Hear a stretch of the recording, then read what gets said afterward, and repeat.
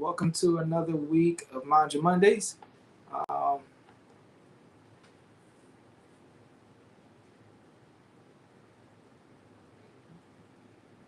Welcome to another week of Mind Your Mondays. We are so excited to have you on yet another week. I am your host and the founder of Mind Your Business, Marquez Johnson. As y'all come into the room, y'all know what I ask y'all every week. I need y'all to do two things for me. I need y'all to like, and I need y'all to share.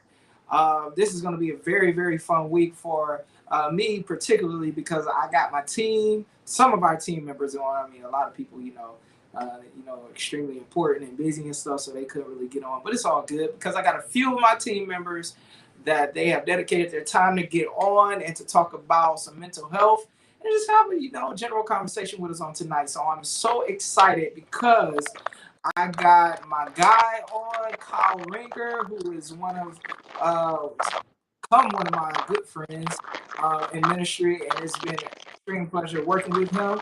I'm so excited to have Kyle on. I'm excited to have our CFO and our vice president of our organization, Tay Cooper. She is the brains behind a lot of this. So excited to have her on. I'm excited to have my homegirl, my little sister. I give her, noogies, and we, play all the time and tell each other how ugly we are. But technically, we mean that, we look good. And that is Bria Miller. And I think I'm supposed to have one of my other sisters on, Adriana, but she'll get on. But either way, I'm so excited for tonight because we're going to have a great discussion. First thing that we're going to get into is we're going to talk about the previous service that we just had, the last worship experience on this past Friday, which was I'm Alive Because There's More. It was a worship service, so we all came together. We all sang and we testified about how God has brought us through our mental health illnesses and our experiences, and it was just off the chain. So we all rehearsed, we all practiced music and practiced, all stage presence and all that stuff, and it went totally out the window. I mean, it was totally opposite of what we practiced, what we rehearsed. And I just told the team, I don't even know what we practiced for. What did we come together? What did we practice for? It was going to be like that. God just showed up. But I just want to get some feedback from all of my team members. We're going to get a little discussion about mental health amongst millennials, since we do represent the millennial generation. So I am going to start with Kyle. Kyle, you are one of our newest participants in MYB. And actually, this was your first experience worshiping with us and, going through, what we do, how we present mental health in action in church. I want to hear from you, Kyle. How was your experience this past Friday? I mean, you sang a few of the songs and then you led us in worship and then you were prostrate in worship. I mean, you was a bit all over the place. So tell me, what was your experience? How was your experience worshiping with us and presenting mental health in a different way? Yeah, man. MYB is serious. I mean, I can't say anything too crazy. My voice is still kind of in the healing process Right, from right. MYB, man. But to see, you know, not just anyone can throw a worship night, right? Practically anyone can have a powerful experience with God, but the way that MYB presents God in a way that it's accessible, from even the songs that we choose, are songs that minister where you are isn't the finished product. There's still so much more that's left, and it's like, for me, someone who's dealt with mental health problems, someone who has contemplated suicide, that's written songs about where we are right now, isn't where we'll always be. For me to have been able to be a part and to experience healing and deliverance on such a dynamic level, was honestly just an amazing moment with God. 100%, man. Yeah. That's dope, man. I'm excited. Listen, man, it was great just hearing you. I mean, I can feel the authenticity in your voice and your presentation, like this is something that hits home to me, you know. And that's anyone that comes into our circle, anyone that participates with us, that's what we want that experience to be for them. Like, I want you to put yourself into this. And it becomes more authentic. You understand the approach and the concepts. And then, you know, we're able to put that, you know, what is in our minds and what is in our subconscious, we're able to put that in the atmosphere and manifest on the outside. And it was just awesome, awesome experience, man. I thank you for your gift. I can't wait for the next time, you know, we're able to share the stage and, you know, just share it and working together in mental health. It's just going to be awesome, man. I appreciate it. I want to move to the next. I want to hear from Tay, which is she is a lot of the brains behind what you see now. She puts a lot of our visual things together, and she is an extreme help to our organization. And outside, you know, of my wife and my spiritual coverings, I couldn't see myself making this possible without her help. So I want to hear from her. Tay, we've been in the trenches, working, trying to make this thing a great experience for everybody. But particularly for you on Friday, you were able to participate, and you know, you were able to kind of get in front of the scenes instead of being behind the scenes, and worshiping and singing and leading songs and going into worship. I mean, you was a little bit all over the place too. I couldn't even. Every time I turned around, I heard Tayo that, you know, squalling. I mean, just taking us in. So, Tay, tell me what your experience was like. What is this ride? What has this experience been the whole time you have been with MYB?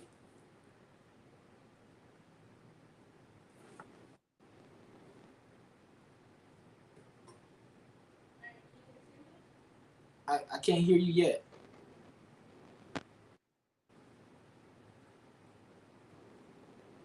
I see you well, but I can hear you. I can hear you.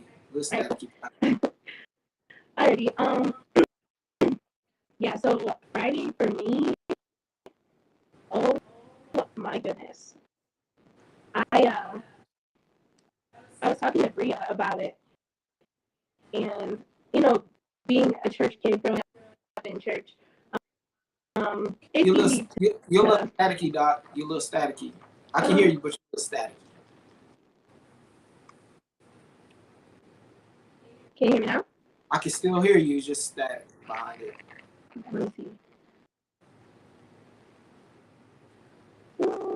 Y'all bear with us. Just technical difficulties. We're working it out, though. It's all good.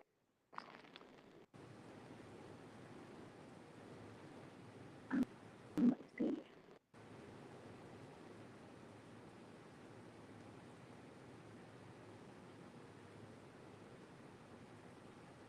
Oh, I see my homegirl Adriana is in the building. I see she popped her head in. Oh, that's dope. So look. Walte, you get that together for real quick for us. We're just gonna move on, and then we'll come back to you if that's cool. I want to hear from Adriana. I want to hear from Adriana and Bria. They're sisters. You know, in my head I call them. They're like the double man twins, right? Light skin, dark skin, light skin, dark skin. Like double twins, but it's all good. But listen, man, I know, you know, some of your stories, you know, personally, and I know how you guys take mental health dear to heart. And you guys were one of our participants in, you know, singing and you know, our worship, and you guys have been there in all of our experiences with MYB, whether it's on a more technical level and, you know, working the hands of MYB, or if it's singing or worshiping in our events and stuff like that. But Friday night, you know, I don't know. It's just like, you know how we say in church, you know, every round goes higher and higher. You know, I don't want to get too churchy, Yeah. but you know how they say every round goes higher and higher. And I just feel like every experience with MYB is just like going higher and higher and higher. Every worship moment, every intimate moment that we have with God, just expressing our gratitude and Him taking us from one level to the next, and you know, all of the things that we've experienced, and depression and anxiety and low self-esteem and all that stuff. And it's just like, where will we be without Him? You know, and I know particularly for you, both of you, you guys take that experience very personal. So I just want to hear a little bit, you know, how your experience been with MYB. What was it like for you to just go to the next level?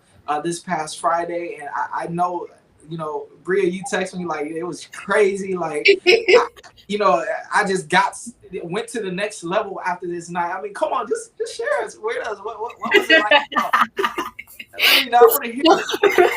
I want everybody to hear. I want to hear it. Let everybody hear. I want to. So first, let me say, hey Nia, hey girl. I saw your comment.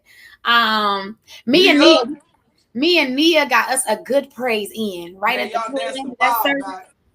Man, we got us a good praise in. We just linked arms and just went for broke. I'm telling you. Listen, it was something else. But the praise that you saw at the end and the high level of just praise was a reflection of the freedom that we have received when God just kind of came down and touched each and every one of us in a way that only he knew how.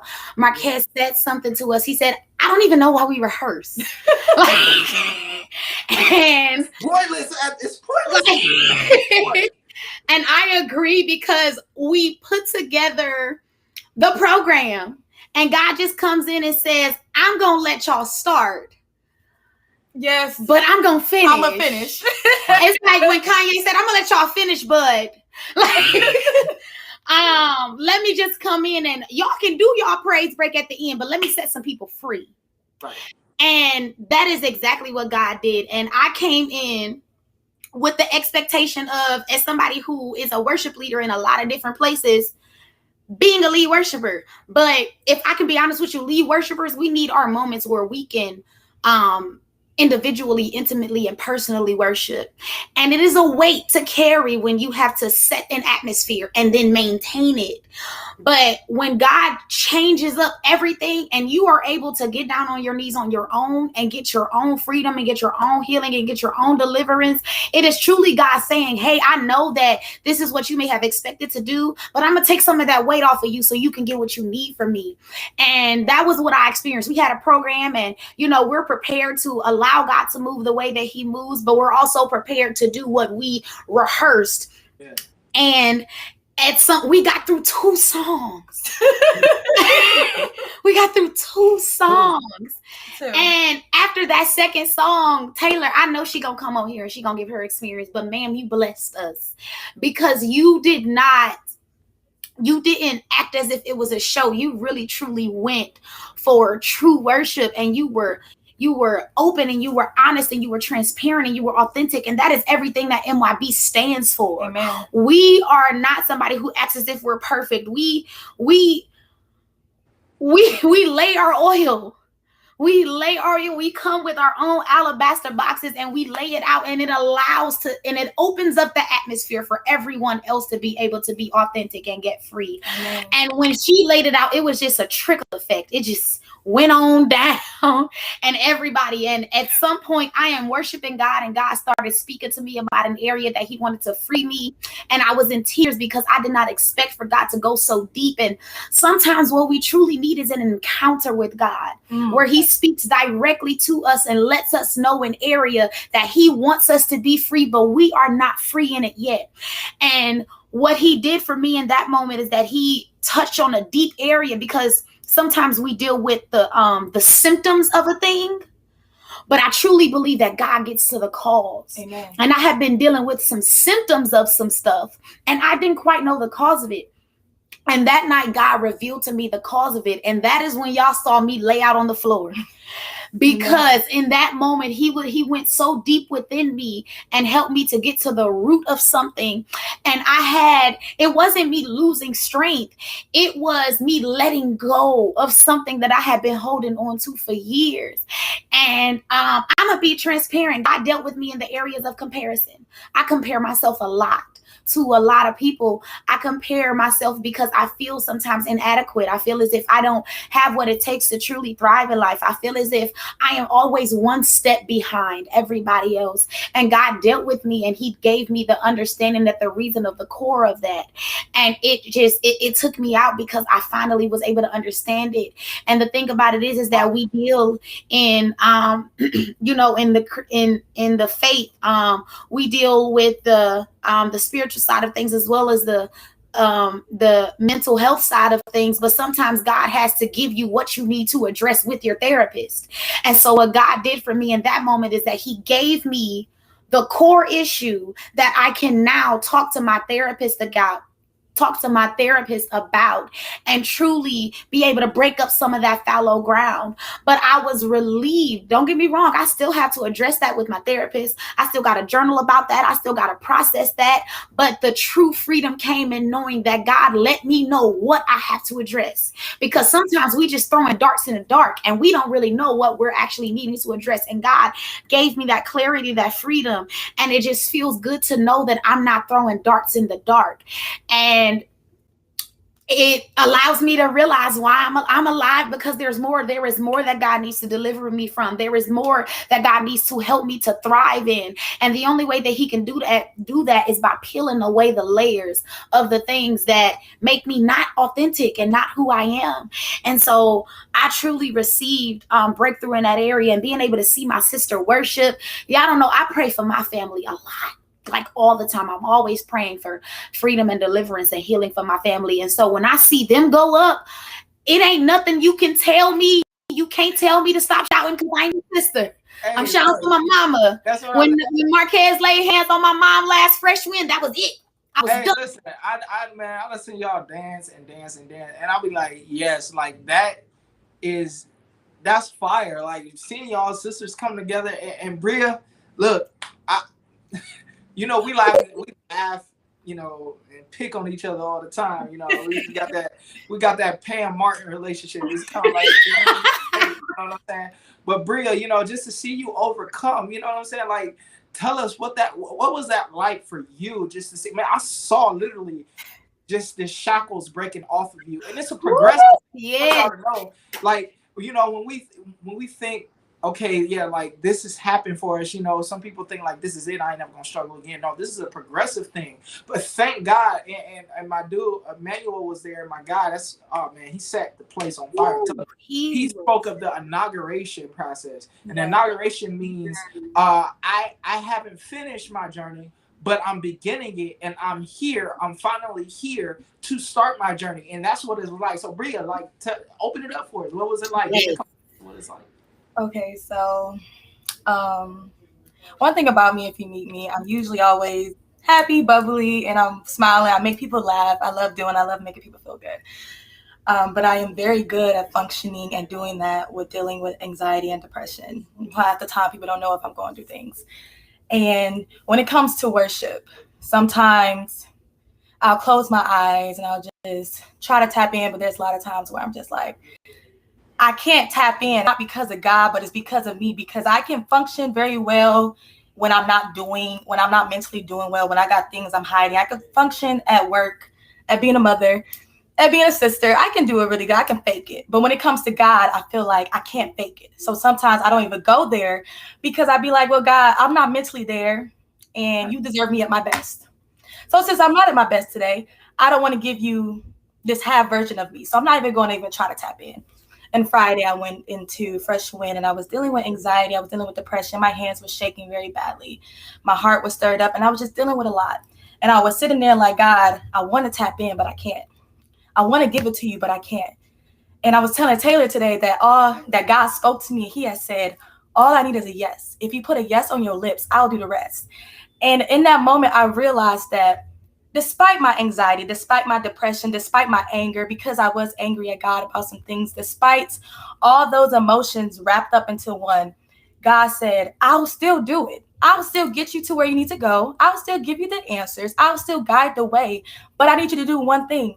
And it's actually the easiest part. I want you to do the easiest part. And that's just tell me yes. Just close your eyes and say yes and give me your heart. And it don't have to be pure. And I was telling Taylor today, I feel like you could come to God. You know how they say God will clean you and give you a pure heart. And I said in that moment, I feel like my heart wasn't pure because growing up, a lot of people didn't really tell me that it was okay to be angry at God. So I held back all my emotions, even when I was like, Daddy God, why?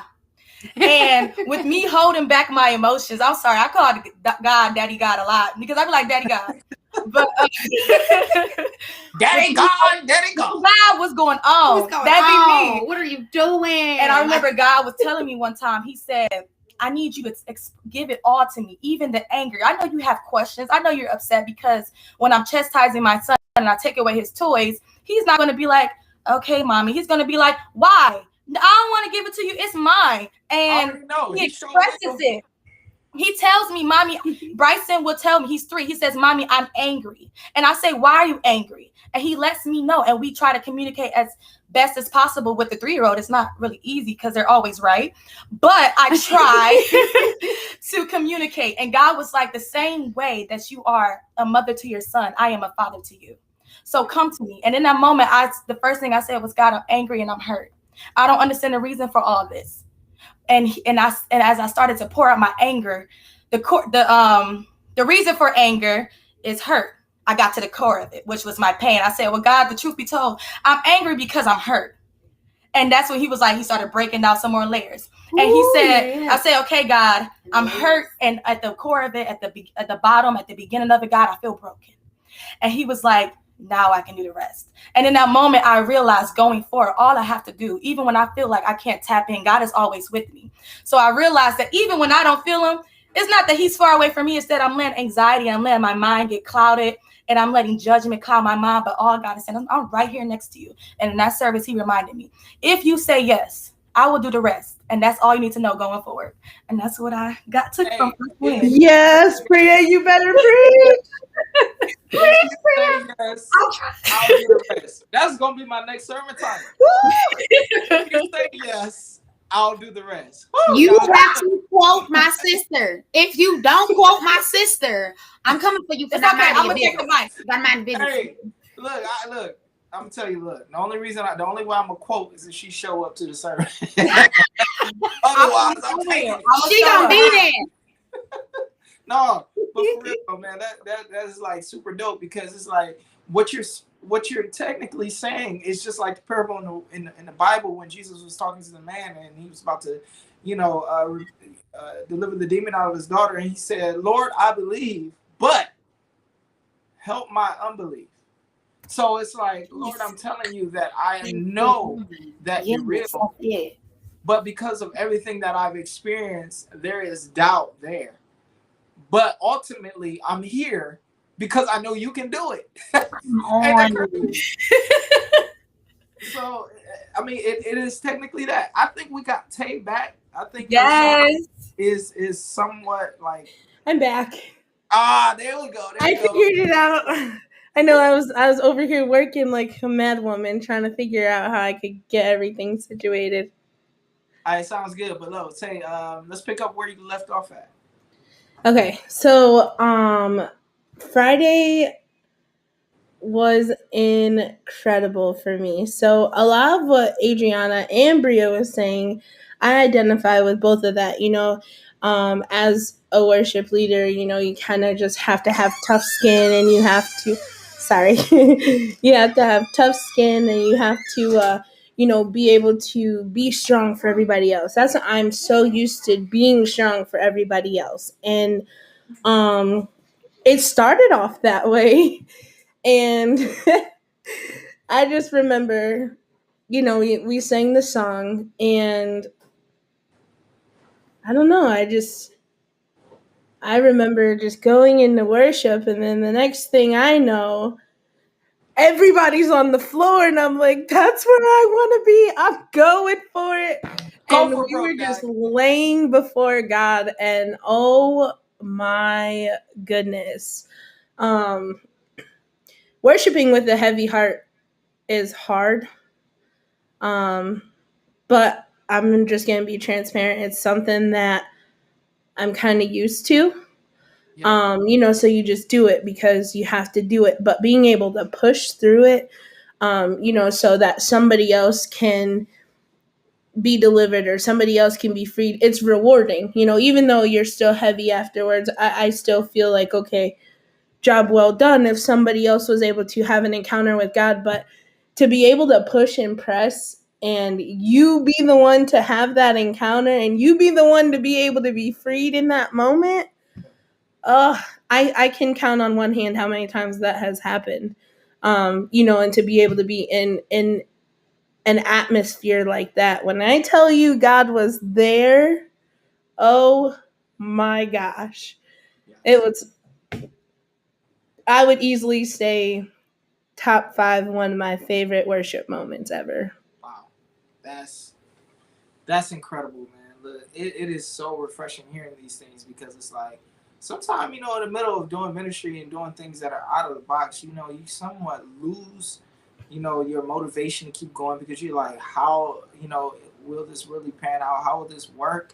In the time that we're in, but hearing things like, these testimonies and these experiences, it helps you just to keep moving and keep doing something that we know that our generation needs. And speaking of our generation and the millennial generation, in which we all, all of us on this live, make up, just speaking about mental health in a millennial generation, mental health wasn't something that, we particularly heard while we were growing up. Sometimes maybe if we experienced or we exhibited some sort of,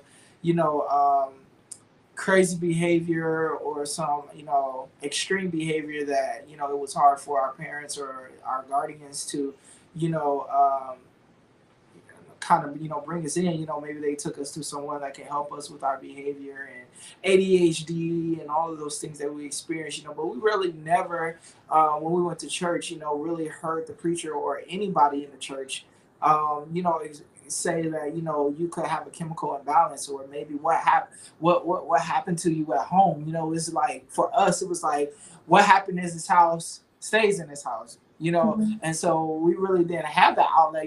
So I want to kind of open this question up. Being that experience, for us, Kyle, I want to hear from you.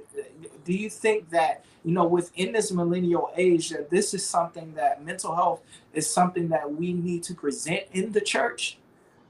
Is it something that we need to present in the church? And what is some ways that, we can present it in a way that people would actually be receptive of it?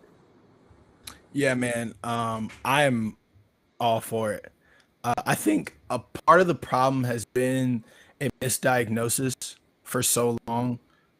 You know, us in the church. I've I've I've done a bit of studying in regard to the gaps between generations, and a lot of what the parents of the millennials, which are the baby boomers, or somewhat the Gen Xers, and even before that, you have the traditionalists, is that they were not privy to the information that we're privy to now. Right. So now that, especially over the last year and a half, almost 2 years, we've seen that the traditionalists are beginning to phase out within the church, and the millennials are coming to a place of where we are the dominant force in the global church.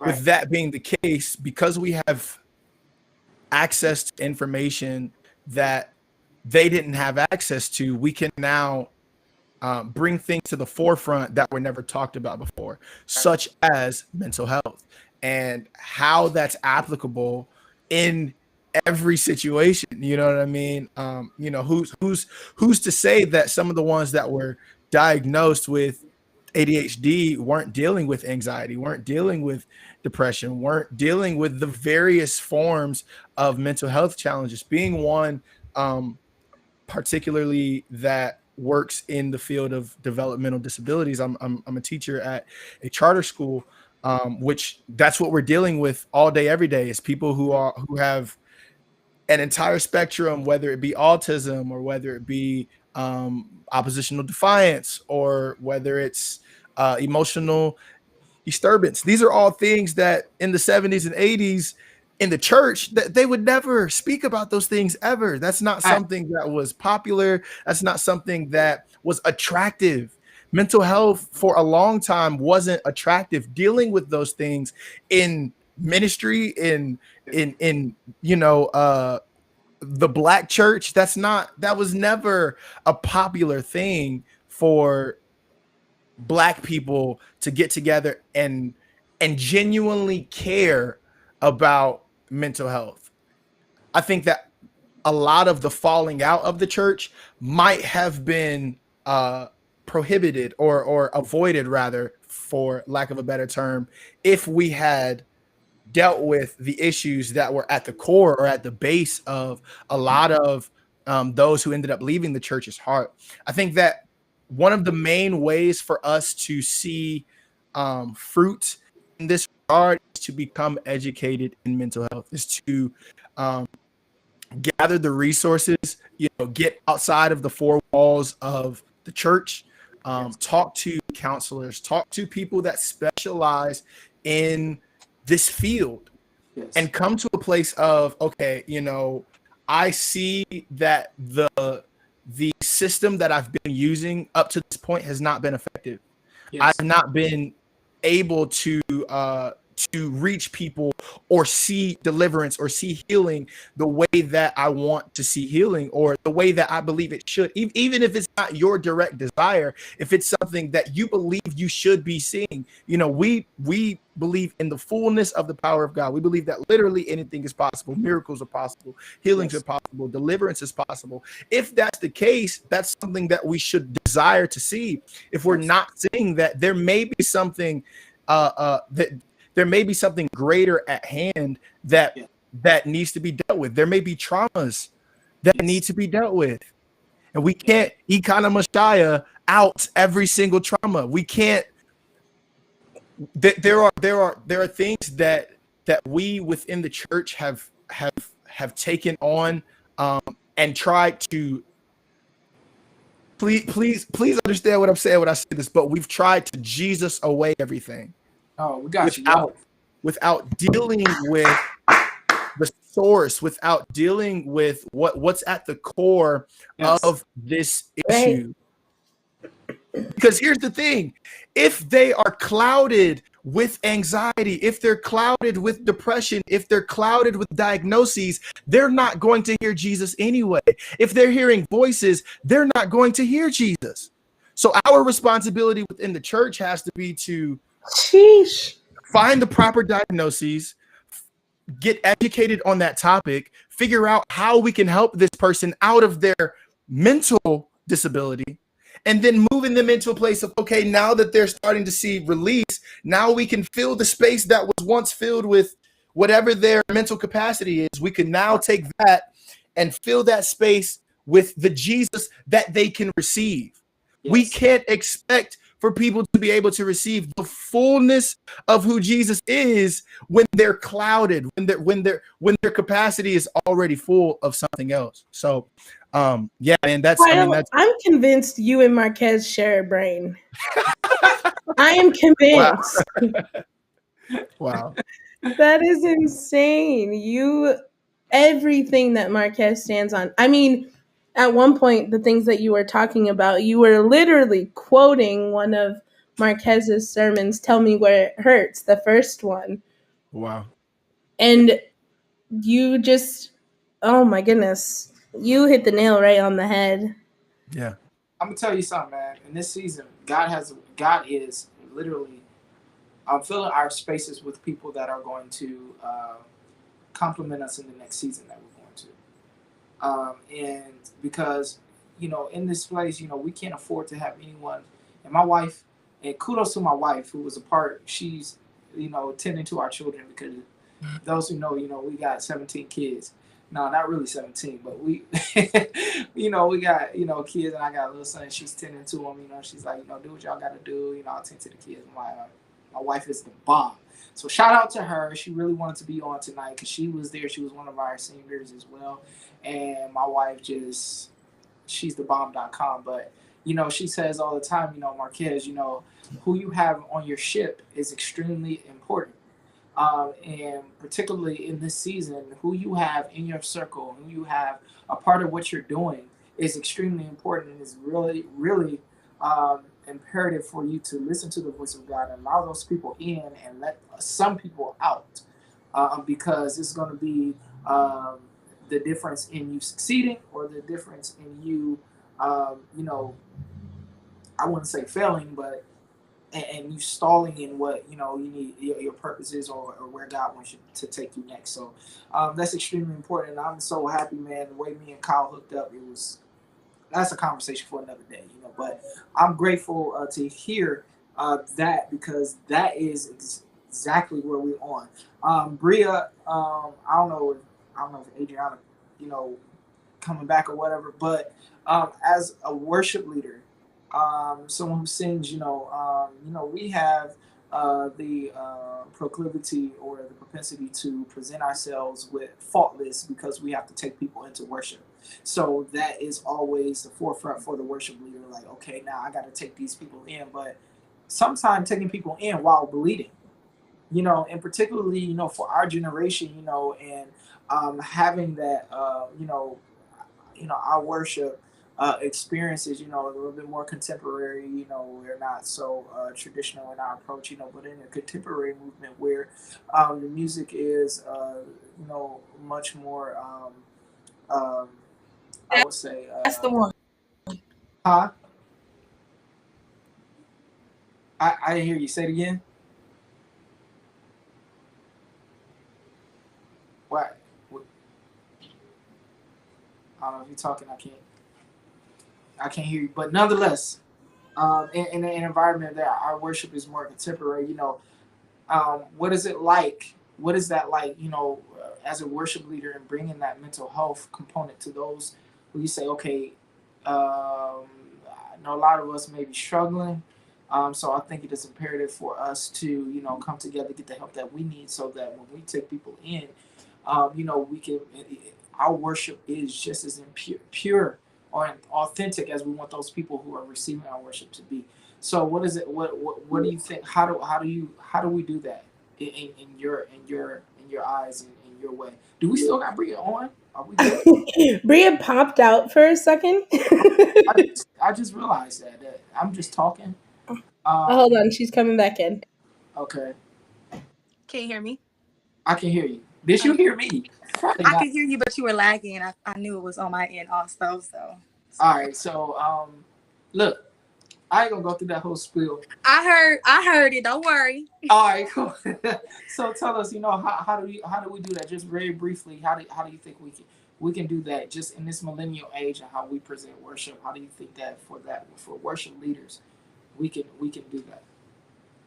I feel like we need to sort of understand when we need to push and when we need to rest. And I think that is something that we wasn't taught, because growing up we wasn't, like Kyle said, I'm gonna just twist it up a little bit. We tried to religion everything. So we tried to say, if you're exhausted, or you're not having a good day, or you're just depressed, we go to the Bible, we're gonna pull the verse out and say, this is why you shouldn't be depressed. We love throwing Job in there, like, you saw what he went through, etc., etc. But we never was able to get to the core of it, which was that we are still of the flesh and we still need to rest. And I feel like that boils down to us addressing mental illness and understanding the depths of it.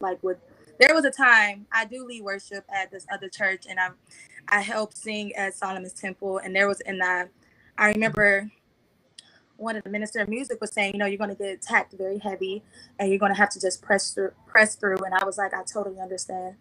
And then I realized that I was sort of pressing through to the point of I was starting to resent ministry, because I'm like, how am I supposed to pour out and give my all if I'm just feeling the lowest? And then there was a time, January, where I did not leave my house for a week. And it got so bad to the point where I had to ask my child's father. I said, can you please take my son? I can't do it. And that was the first time I ever done that. I was like, that's the first time I ever acknowledged that I'm so bad that I can't even take care of my son. And I remember that wasn't even the scariest part. That wasn't even the hardest thing. The hardest thing was telling the people at the other church was that I'm not capable of leading ministry. I'm not capable of worshiping, because I know what they want. I know they say you got to push through, you got to press through, and that is the truth in some cases. But I was like, God, if I'm not even capable of raising my kid at this moment, I can't make it. And in that moment, I went and got me a therapist, and I took the time I needed. And that was when I realized that we have to learn our own limits. We have to really get to the core of addressing when, instead of us just praying for the people, not just people in leadership, but just the saints overall, not just praying for them and say, okay, come to church, I'm gonna pray for them and lay hands on you, but also let them know, like, it's okay to take some time to yourself. It's okay to take a break. It's okay to say I'm overwhelmed and I can't do it anymore. And that starts from that, and the start of that is from us addressing mental illness in the church. And by that happening, we have to honestly realize that, yes, God, He heals all. He does all. There's nobody higher than God. Yeah. But He also has blessed us with people who have went to school to learn psychology and to just really focus on the mental illness, and they study it and they get to the core of it so that they can help us be the best versions of ourselves. God, and they are, Marquez, you work with mental illness, and I know that whenever I'm going through something, I'll probably hit you about it, like, hey bro, help me out, and you will give me Jesus, but you also give me some technical things, and that's what I need. I need someone who understands the Bible, but also understands where, okay, you might just be stressed out from doing this, or maybe take a break from that. So I think we need to get that balance, because God blessed us with these individuals who want to know more about all types of mental illness. So combine it, put it all together, merge it, and that is where the psychologists and theologians meet. Is in the mind. Everything that is done starts in the mind. According to Romans 12:2, we quote this as our mantra, if you will. You have to be transformed by the renewing of your mind. And so it starts in your head. Now, not the renewing of your brain. And how Emmanuel broke it down for us at the last service was, your brain and your mind are two different functions. It is your mind that helps your brain operate, but everything starts in your mind. And what is two parts of it, which is your conscious and your subconscious. And your conscious mind, it is everything that you see. Your subconscious mind is like the bank of everything that you see and everything that you choose to believe. And so, we have to learn that, in that is where everything starts for us. And, on a psychological level and on a spiritual level, and everyone operates on a psychological level in the earth. Every vessel in the earth, every human vessel in the earth operates psychologically. And we can reach anyone psychologically. I mean, there are different spiritual paths that people take. But even on that spiritual path, there is the psychological component to it. So that is where we meet people. And if you ever wanted to be some sort of inspiration or some impact on earth, you have to develop the psychological component. And where you talk to the minds of the people, that's where you grab them in, and that's where you allow them to be a part of what you're doing. Because now I'm speaking to you psychologically. I'm speaking to your psyche. I'm getting here, and I'm allowing I'm helping cultivate your belief and helping you believe in.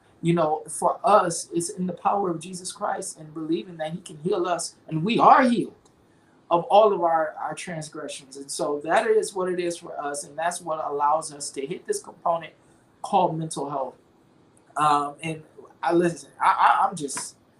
overwhelmed by joy of the people that we have on this team. There are more of us. There are some people that couldn't get on, but nonetheless, we have those who were able to dedicate their time. Tay, we talk about this, about being raised in the church all of our lives, and about being PKs and all of that, our experiences, and it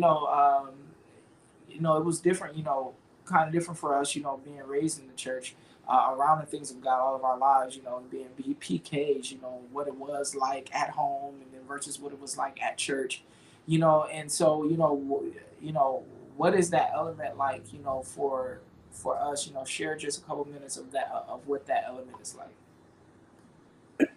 So when you had first approached me to be a part of MYB, I was so scared because I had never branched out before ever in my life. I was always just with my family, just, it was me and my family just so connected. I didn't know anybody. I hadn't, been around a lot of other people. I was really just family oriented. So it was a new opportunity for me, but the reason why I couldn't let fear stop me from, joining MYB, because we all know I'm scared of everything.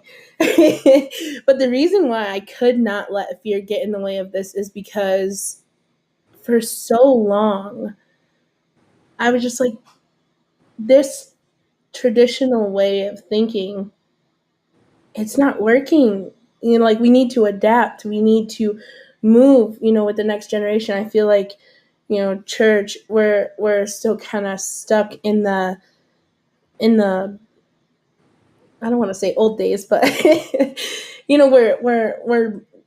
we're moving into something different, and so our approach has to be different. And I just felt like there was something that needed to change, but I wasn't quite sure what it was. Um, and when my family, or even churches that we had been around, everybody's just like, just pray about it, just pray about it, just pray about it. And I'm like, but there's more. There's more that we can do. Faith without works is dead. If we don't put in the work to do it, we can have faith all day long that, okay, I'm going to be okay, I'm going to be okay. But if we're not practical and we're not using our resources, our God-given resources that he has provided people with, this knowledge and the wisdom to be able to help us, if we're not taking advantage of that, we're still going to be stuck in the same place that we've always been, which is why there's a disconnect with the church and mental health, because we're still so stuck in our traditional ways. And when you had approached me, I was like, this is it. This is what's missing. This is the missing puzzle piece here. And I had to step outside of the box. It's definitely something that is not common. Marquez, we've had tons of meetings with pastors and other officials, and this it's not heard of. Like, this movement it's not common. So to be able to be a part of something so groundbreaking, but that is going to be so monumental, it was an opportunity that I couldn't pass up, because my heart was longing for something more, than just the traditional way of church. And when you had shared with me your vision, I was like, that's it. I'm in. I didn't even know you. I didn't know how to pronounce your name for a while. And I was like, nope, yep, that's it. That's where I want to be. So, for me, it was definitely taking that step of stepping outside the box, and not being so traditional in our approach. And I think that's how we gain a new generation, which is exactly what our next upcoming generation needs. They need Jesus just as much as the baby boomers and Generation X did. So that's what we're doing. And this is, let me clarify something, because sometimes, we get those people that be like, why are you, we're not bashing where we came from. In fact, I believe that without where we came from, we wouldn't have the propensity to know what Right. execute in ministry. And every generation, Jesus Christ has to reveal himself to every generation in light of their contemporary circumstance, in light of their contemporary environment, and what is going on for that time. And that's how Jesus Christ reveals himself in things that needs to be incorporated in the earth. And he reveals himself to himself however he wants to at whatever point. And so in that, we build layer on top of layer. Yeah. So the foundation has been built for us, and we're building on top of that. Our Generation X built it on top of the foundation that was built for them. Baby boomers built and they did it very well.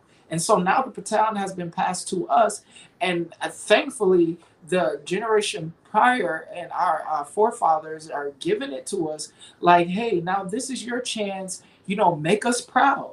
There were things that they missed, and it wasn't because they didn't want to. It was just it was our assignment.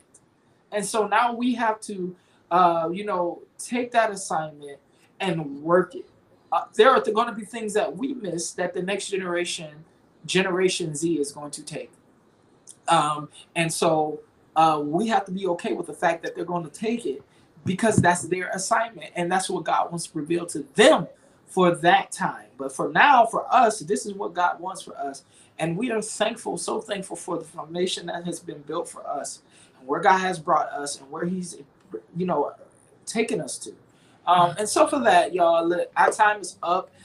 We've been well over our time. We don't want to be on here too long, but the fact of the matter is we are on to something big. This movement is something that I know all of you guys are definitely going to want to be a part of. If you're not already, there's something that, I'm out of the box, so I watch, TV, there was a Hennessy commercial, y'all. It was a Hennessy commercial that Russell Westbrook, he headlined on, and the tagline for that was make moves, start moves. No, make moves that start movements. Y'all got that? Make moves that start movements. And in this move, this is a movement that's starting that is very, very imperative for our church. And I'm excited for this. I'm thankful for my team that we have. Y'all are at bomb.com, and I'm excited about what God is doing for us. Listen, if you want to partner with us, I know y'all do sometimes, you may not be one of our team members or nothing like that, but you can definitely partner with us to help us continue to operate in this capacity. You may ask, how can I do so? I want you guys to text 94253. I want you to text MYB fam 94253, and you guys can partner with us. Go in there, find out what you can do to partner with us. There's different levels, different partnership plans that you guys can say, okay, I think I can help on this level. We're not asking for a lot, y'all. Just whatever you want to do, whatever you want to give, y'all just give it to y'all. Hey, inbox me, say, here's some resources, here's some things that I want you guys, to talk about. Inbox us, say something in the comments like, yo, I want y'all to talk about this next week. I want y'all to talk about this, that, and the third. Inbox us, do whatever. But we want you guys to be a part of this movement. Listen, September 24th and 25th. Listen, I don't know if y'all ready, but we got something special coming up. It is our Mental Health and Faith Conference. And we have a dynamic guest coming from Louisville, Kentucky, and that is Pastor Josh Hart. Now, if y'all don't know Pastor Josh Hart, I want y'all to go to YouTube. I want y'all to look up Pastor Josh Hart from Louisville, Kentucky. He is the pastor of the Louisville campus of All Nations Worship Assembly, and he is going to lay it on a stick. I already know. He's a huge advocate for mental health. He has a mental health program going on in his church as well. And I'm just so excited. The last time he came to Cleveland, he just tore us all up. And so we were anticipating to get him here a little sooner, but of course COVID-19 hit and all that. But this year, we got him coming all the way in on September 24th. And then on the 25th, we have some seminars going on. We got some special guests. We're going to get that itinerary out to you guys. And then yours truly will be preaching that night. And it's just going to be a crazy, crazy, crazy. Talking about these worship experiences. Y'all just coming to this conference. I'm telling y'all, it's going to be off the chain. So look, I want y'all to go register for that. You can go to www.mymyb.org. You guys find out more information about that conference and how you guys can, get a part of that. But we did this show tonight, and I had a lot of fun. Did y'all have fun? Y'all team, y'all enjoy yourself tonight? Yeah, a lot of good information. Great, man. This is dope. No, listen, next week, I don't even know what we're gonna talk about next week. Next week, I gotta figure it out. I don't know what's on our agenda for next week. But listen, y'all gonna want to tune in. But what I think it's gonna be, something real special. Want y'all tune in next week. Again, y'all come in.